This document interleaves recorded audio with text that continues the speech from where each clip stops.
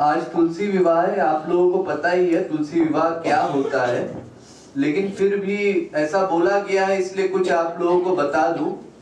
देखिए, एक वृंदा नाम की स्त्री थी जो राक्षसी थी, राक्षस जाति में पैदा हुई थी, लेकिन उसकी आसक्ति श्री कृष्ण में थी और सहज आसक्ति थी, सहज अनुराग था श्री कृष्ण के प्रति। इसीलिए राक्षस जाति में होने के बावजूद भी अपने मन को श्री कृष्ण से पृथक नहीं कर पाए। उसकी शादी हुई एक राक्षस से जिसका नाम था जलंधर। वो राक्षस भगवान का विरोधी था। उसने पहले देवताओं पर विजय प्राप्त की और उसके बाद शंकर जी से युद्ध किया, लेकिन क्योंकि वृंदा की शक्ति इतनी अधिक थी, उसका पातिव्रत्य ऐसा था जिस कारण से उसका वध संभव नहीं हो पा रहा था। अतएव वैसे तो वृंदा भीतर से श्री कृष्ण को मानती ही थी, उनसे प्यार करती ही थी, लेकिन शारीरिक बंधन में उलझ गई थी और मैं आत्मा हूँ इसका भान नहीं रहा। जैसा कि आप लोगों को पता ही है, आपके शरीर का, कर्म का आपके विचारों पर असर पड़ता।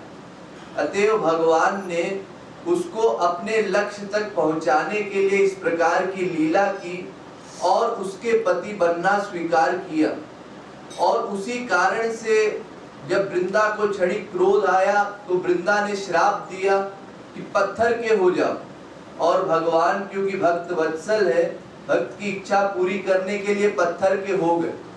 लेकिन जब वृंदा को ये भान हुआ कि हमसे भूल हुई है, तो उसने पश्चाताप किया, उसने ये वरदान मांगा कि हे श्री कृष्ण, आप हमको अपनी अर्धांगिनी के रूप में स्वीकार कीजिए, तभी मैं आपको माफ करूंगी।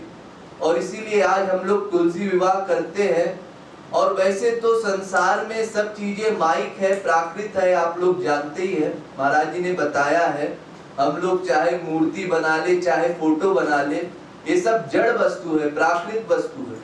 लेकिन भगवान ने हम पर इतनी कृपा की कि शालिग्राम स्वरूप में स्वयं विराजमान हो गए और ये आश्वासन दिया कि जो शालिग्राम को मेरा स्वरूप मान करके मैं उसमें विराजमान हूँ, ऐसी भावना करके उसकी आराधना करेगा, उसको मेरी प्राप्ति होगी।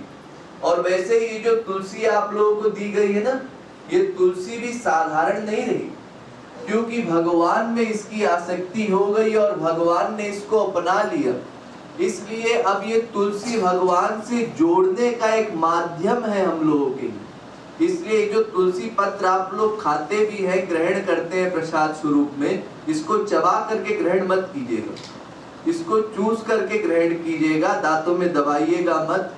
अतएव आज तुलसी विवाह है तो हम लोगों को बड़े हर्षोल्लास से इसको मनाना भी चाहिए और ये विश्वास रखना चाहिए कि जैसे भगवान ने तुलसी को अपना लिया था, एक दिन हमको भी अपना लेंगे। हम केवल अपनी भावना शुद्ध कर ले, पवित्र कर ले, उनको अपना मान ले। राधे राधे।